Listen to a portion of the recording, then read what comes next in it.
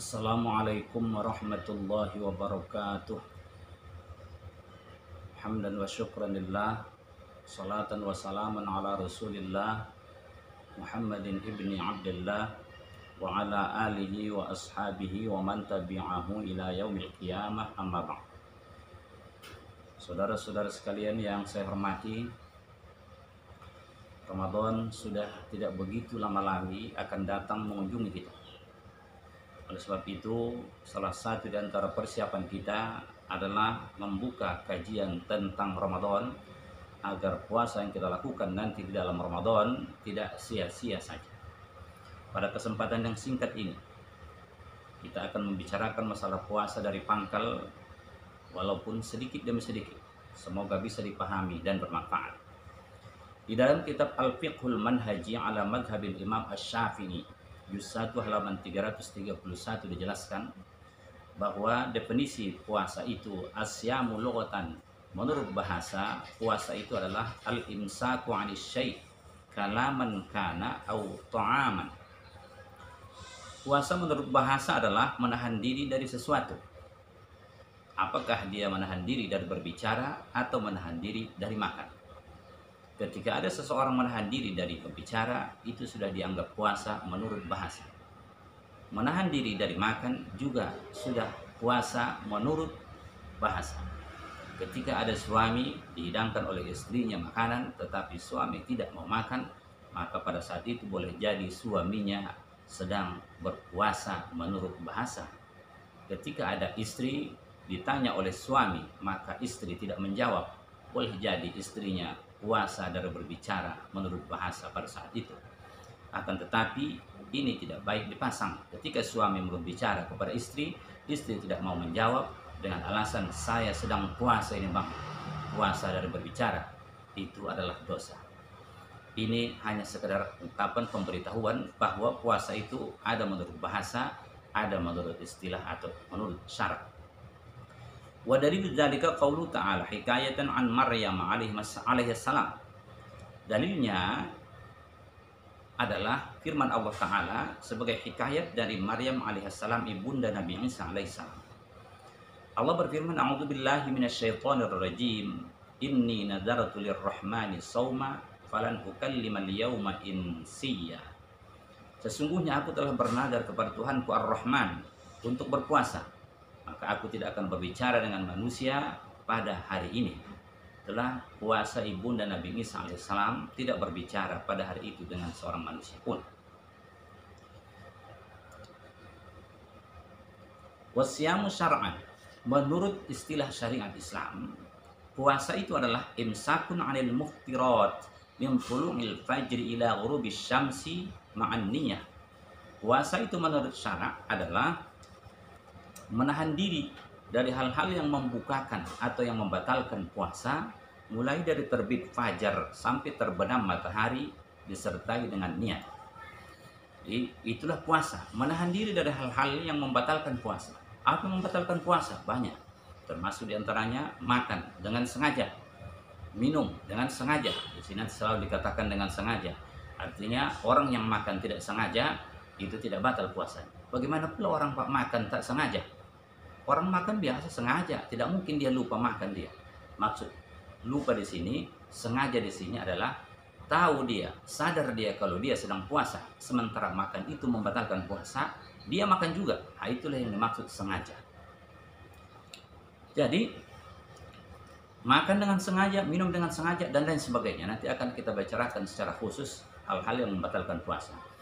Jadi ketika seseorang menahan diri dari melakukan hal-hal yang bisa membatalkan puasanya, mulai dari terbit fajar shadiq, dapat waktu subuh.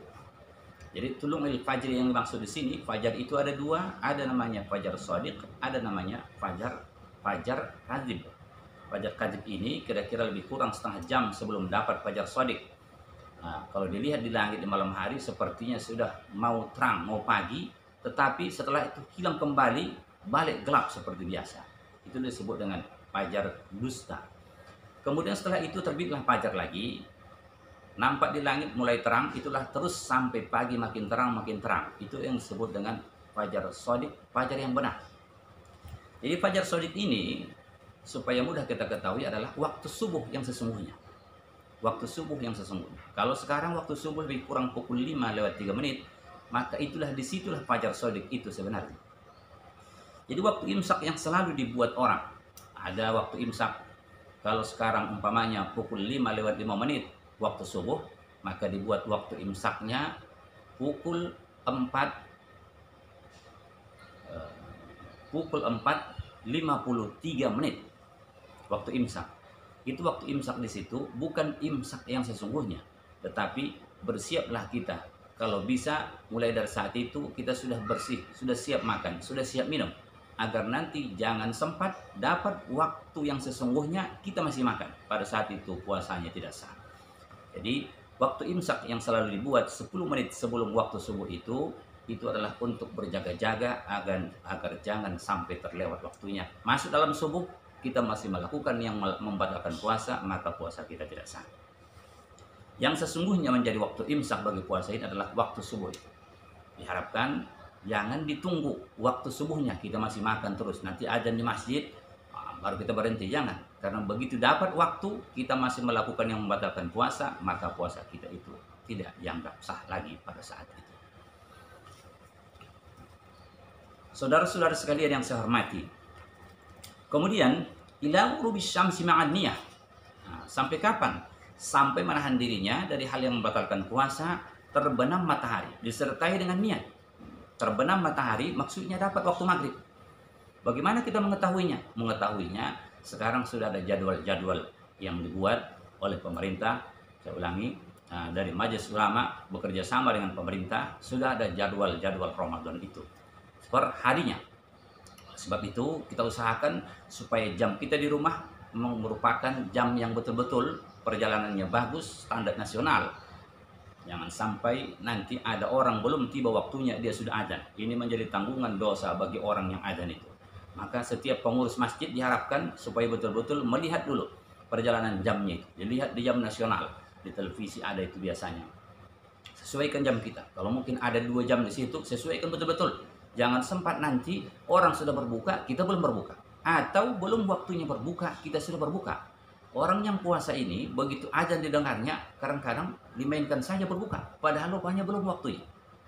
Jadi, oleh sebab itu, baik kita yang berpuasa di rumah kita itu, demikian juga pengurus masjid si tukang azan, benar-benarlah menyetel jamnya sesuai dengan yang sesungguhnya.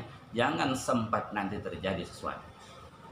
Jadi di sini dijelaskan bahwa puasa itu menurut syara adalah menahan diri dari hal-hal yang bisa membatalkan puasa, mulai dari terbit fajar shodiq, yakni pas waktu subuh, sampai dengan terbenam matahari. Di terbenam matahari itu dilihat tidak ada jadwal tertentu. Seluruh pengurus masjid diharapkan supaya betul-betul menyelaraskan jamnya itu dengan jam nasional. Jangan sampai nanti terjadi kesalahan. Ma'an niyah, beserta niat. Artinya puasa itu harus ada niat. Karena niat ini menjadi pembeda di antara adat dengan ibadat. Artinya apa? Ada orang makan karena sudah kelaparan, dia makan. Tidak ada niatnya mau puasa besok hari. Cuma dia makan. Andaikan dia lihat waktunya rupanya pas di waktu sahur. Tetapi tidak ada niatnya mau puasa, maka itu tidak sah. Jadi niat ini